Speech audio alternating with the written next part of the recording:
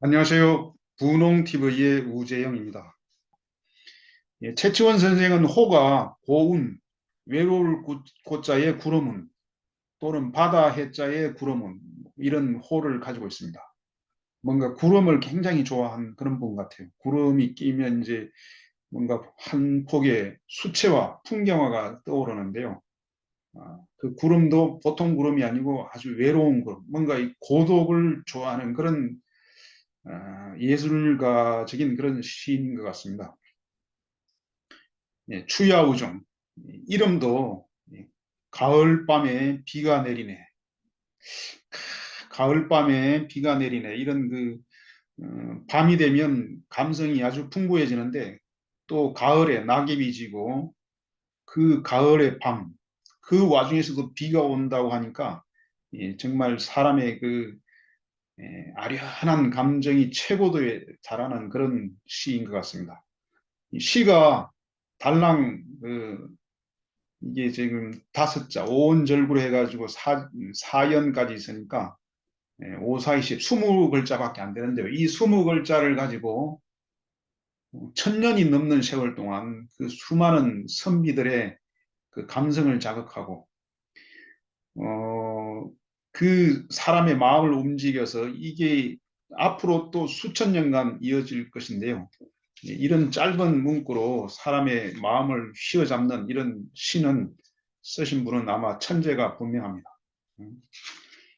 제가 이 함량에도 보면요, 누각이라든가 이런 데 보면은 그 최치원 선생을 추모하는 시들이, 한시들이 많이 있는데 제가 몇 개를 해석을 해봤습니다. 해석을 해보면 조선시대의 선비들은 최치원 선생을 존경하는 차원을 넘어서 숙모를 하고 거의 신격화, 신처럼 떠받드는 그런 그 존재가 아닌가. 이분이 그 어려운 당나라 그 과거 시험에 합격하고 또 신라 말기에 그 어려운 사정들을 겪으면서 많은 고생을 했기 때문에 그리고 또 이제 은둔 생활을 하고 이런 것들이 그 전형적인 선비들의 그런 예, 롤 모델이 아니었나. 그렇기 때문에 선비들이 이분을 굉장히 좋아하지 않았나 이런 생각을 합니다. 어, 최치원 선생은 그 육두품이어가지고 이제 옛날에는 진골, 성골 이게 뼈자가 들어간대 뼈골. 요즘에 우리가 뭐 욕을 할 때도 이런 뼈다고 막 이런 욕을 하는데 진골, 성골이 이제 요즘으로 치면 국무총리나 뭐 장차관, 국회의장, 대법원장 하여튼 이런 장관급 이상을 다 차지하고요. 이 육두품은 최고위직으로 올라갈 수 있는 게 차관급, 요즘으로 치면 차관급까지만 올라갈 수 있는 그런 계급인데요. 그래도 상당히 높은 계급입니다. 이런 육두품으로 태어나셔가지고 어, 이제 당나라에서 이렇게 뭐 현이라는 그런 그 고을 수령을 관직을 지내다가 또 글재주가 뛰어나가지고 토황소 경문을 써서 황소의 난을 격파하고 당나라 황제로부터 이렇게 많은 요즘으로 치면 훈장을 받고 이제 관직이 올랐지만은 예, 자기의 조국인 신라의 발전을 위해서 신라로 귀국을 했는데 그 당시 신라가 신라 말기가 돼가지고 지방에는 뭐 견훤이라든가 왕건 이런 지방 반란 세력들이 이제 들끓기 시작하고요. 이 신라라는 나라가 망해가는 그런 시절이었던 것 같습니다. 망해가는.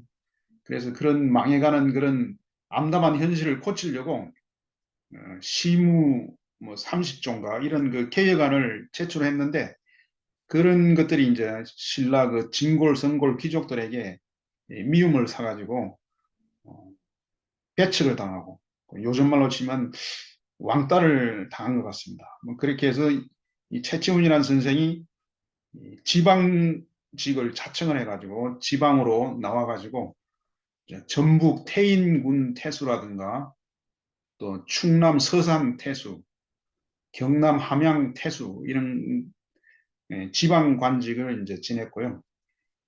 주로 여행도 굉장히 많이 다녔어요. 뭐 부산 해운대부터 시작해가지고 조치원도 아마 최치원 선생의 이름을 따가지고 지명이 그렇게 바뀌었다는 그런 그 전설을 봤습니다. 어, 여러 가지 이제 특히 그 해인사 합천 쪽에를 좋아해가지고 합천 해인사라든가 합천 청량사 이런 곳을 많이 방문을 했다고 합니다. 어, 이분이 이제 40살 때 관직을 버렸기 때문에 그러니까 은퇴를 했기 때문에 요즘으로 치면 굉장히 젊은 나이에 관직을 은퇴하고 어, 유람을 한다거나 은둔을 하면서 이제 세상을 살다가 이제 사망을 합천에서 했다고 하는데 여러 가지 설이 있습니다. 합천을 해서 존경하는 사람들은 신선이 되었다, 산의 신선이 되었다 이런 말을 하기도 하고요. 또 어떤 사람들은 그 약간 그 우울한 마음에 자살을 했다 이런 설도 있고요. 또는 그 신라 귀족들이 자객을 보내서 암살시켜 버렸다 뭐 이런 말도 있고 그 다양한 설이 있습니다. 그래서 시를 한번 읽어보겠습니다. 추풍유고음, 가을바람에 오직 괴롭게 시를 읽는다, 시를 읽는다 이런 얘기인데요. 이 가을바람은 그야말로 이제 가을이 왔기 때문에 가을바람일 수도 있고, 제가 생각하기에는 이게 거시적으로 망조가던 신라를 갖다가 풍자하는 게 아닌가. 망해가는 신라의 가을의 바람, 음, 겨울이 오기 전에 그 가을 바람에 괴로워서 시국이 걱정돼서 괴롭게 이렇게 시를 옮는다 이런 괴로운 심정을 이제 표현하는 것 같습니다. 세로 소지영 세상에 나와 나의 그 의견에 귀를 기울여 주는 사람 또는 나와 뜻이 통하는 사람 나를 알아주는 사람이 매우 드물구나. 뭔가 울컥한 그런 그 가을밤의 울컥한 심정을 표현하고 있습니다. 이 신라의 귀족이라든가 이런 사람들은요, 내가 볼 때는 좀 무능했던 사람인 것 같습니다. 나라가 망해가는데도 불구하고 어, 이 개혁안을 받아들이지 못하고 최치훈이라는 이런 천재를 당나라 유학파를 갖다가 지방으로 쫓아버린 아주 그 흉악한 귀족들은 결국은 이제 신라가 망하게 된 그 원흉들인데요. 그 당시 왕도 진성여왕이라고 합니다. 진성여왕 때 개혁안이 받아들여지지가 못하고 귀족들에 의해서 이제 내팽개치는 그런 그 아픔을 겪었고요. 이러한 그 복잡한 심정들을 시로 쓴 것 같습니다. 자기의 정책안이 개혁안이 채택이 되지 않은 이런 그 괴로움 이런 걸 표현한 것 같아요. 이 창밖에 이렇게 한옥의 창밖에 풍경이 보이고요. 이 등불이 하나 있습니다. 이 카페에 창밖에 비가 오고 있는데요. 이 가을 바람이 불면 뭔가 으스스해지고 이게 쓸쓸해지는데 그 와중에 이제 비까지 옵니다. 창외 상경우요. 창밖에는 상경, 상경은 밤 12시에서 1시를 말하는데요. 이 밤은 깊어가는데 부슬부슬 비가 온다는 건데요. 이 비가 온다는 것은 은유적으로 하면 이 시인이 지금 눈물을 쏟으면서 울고 싶은 그런 심정을 표현한 것 같습니다. 눈물인가 빗물인가 뭐 이런 노래도 있는데요. 이 프랑스 시에도 내 가슴에 비가 내리네. 거리에 비가 내리면 내 마음에 눈물이 내린다. 마음속 깊이 사무치는 이 무겁고 답답함은 무엇인가? 땅 위에 지붕 위에 내리는 아련한 비의 소리여.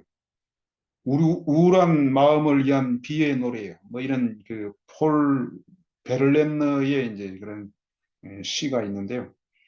이 아마 최치원 선생의 시를 모방한 것 같습니다. 창의 상경호, 다섯 글자로 온갖 그 사람의 그 울분이 솟구치는 그런 울컥한 심정을 다섯 자로 이렇게 표현했습니다. 정말 천재적입니다. 어, 이게 이제 어떤 사람들은 그 현대에 맞지 않게 왜 이렇게 한시를 좋아하느냐 이런 말을 많이 들었어요. 그런데 그런 사람들은 그러면 한시를 싫어한다면은 뭐 영어시는 할 줄 압니까? 영어시는 일본시를 합니까? 뭐 프랑스시를 합니까? 일본시는 고사하고 아마 한국시도 거의 읽지를 않을 그런 사람들인데 예, 뭐 한시를 왜 하느냐, 뭐 너무 나이 들어 보인다 이런 말 하는데 정말 잘 모르고 하는 소리입니다. 예, 앞으로 약 2030년 이후가 되면은 경제학자들이 중국이 G2에서 G1으로 올라갈 거다 이런 말을 많이 합니다. 중국은 인구로 보나 엄청난 그 시장이고요. 엄청난 시장이고 우리 대한민국은 좀 작은 나라이기 때문에 수출로 먹고 사는 나라입니다. 수출로 먹고 사는데 그 엄청난 시장을 붙잡으려면 우리가 중국의 문화라든가 중국 한시, 중국어를 공부해야 됩니다. 유럽에서도 지금 그 상류층 자제들이 중국어를 공부하고 있다고 하고 있고요. 또 외교에서도 뭐 프랑스의 대통령이나 미국의 대통령이 중국 지도자를 만날 때는 중국의 한시를 하나 애워가지고 와서 이렇게 읽으면서 이렇게 대화를 한다고 합니다. 그만큼 이 한시는 그 문화의 품격이고요. 실제로 중국에서 옛날 중국에서 그 주변 국가의 외교관을 파견할 때 저기 동남아 쪽에는 이 사람들이 좀 무식하다 해가지고 외교관을 보낼 때는 요즘으로 치면 쉽게 말하면 저 말단 국어 공무원을 외교관으로 보냈습니다. 국어 공무원을 보내가지고 그 나라의 왕과 상대하게 하는데 우리 조선에는 외교관은 반드시 장차관급이 왔다고 합니다. 그 이유가 뭐냐면 우리나라는 이게 유학이 발달돼 있고요. 쉽게 말하면 공자, 맹자라는 이 유학에 대해서 중국 저 나라 사람들보다 우리 조선 사람들이 더 많이 알고 있거든요. 더 많이 알고 있고 특히 이런 한시를 잘 읽고 쓰고 하는 이런 그 품격이 높은 나라이기 때문에 자칫 잘못하다가는 자기들이 거꾸로 망신을 당하기 때문에 우리나라에는 굉장히 합작급 그런 장차관을 보냈다. 이런 그 역사학자들의 그 강의를 들은 적이 있습니다. 그만큼 이제 이 한시는 그 나라의 품격, 외교의 품격이 되는데요. 이 채치원 선생은 이 마지막에 등전 만리심이라고 표현했습니다. 등불 앞에 만리를 달리는 이 심정이요. 뭐 이런 뜻인데요. 이것은 뭔가 현실과의 그런 이 괴리, 이상과 현실의 차이점을 이렇게 다섯 글자로 표현한 것 같습니다. 세상에 이렇게 예, 육두품으로서 이 귀족이 아니기 때문에 뭐 이렇게 백도 없고 뭔가 뜻이 통하는 지도자도 없고 그 망해가는 신라에 대한 그런 뭔가 그 엄청난 고뇌를 이렇게 짧은 함축적인 글로 표현을 한 것 같아요. 음. 특히 이게 그 신라 귀족 하니까 이게 귀족들이 다스리는 나라는 다 망했습니다.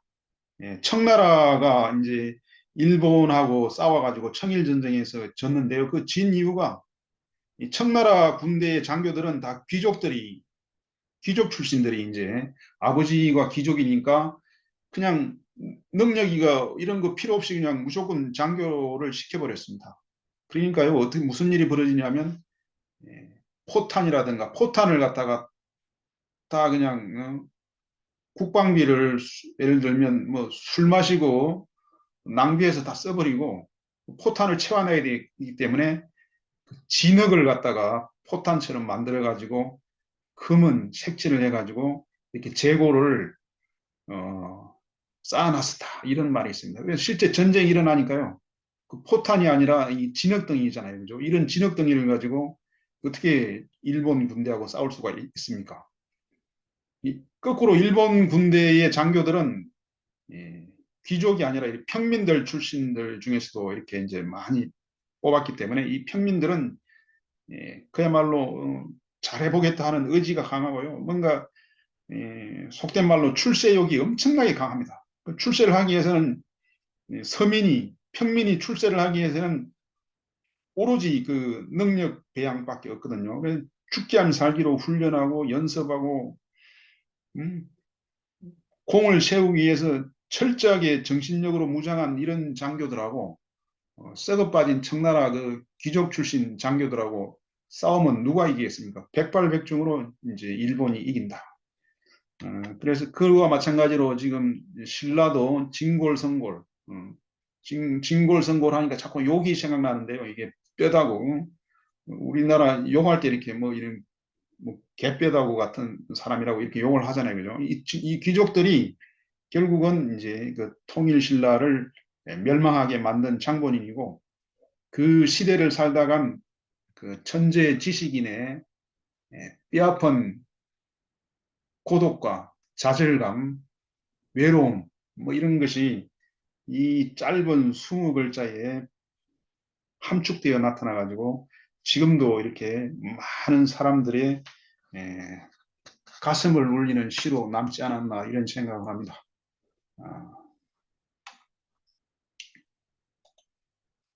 아, 이 이제 드라마의 이제 배우의 사진이고요. 전체적으로 보면 이제 추풍유고음, 세로소지영, 창해 삼경우요, 등전 말리심이라. 이걸 그 서당에서 읽는 식으로 제가 한번 읽어보겠습니다. 추풍유고음,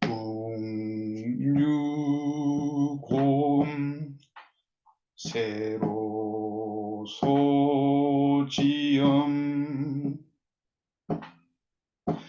창외 상경우요 등전 말리심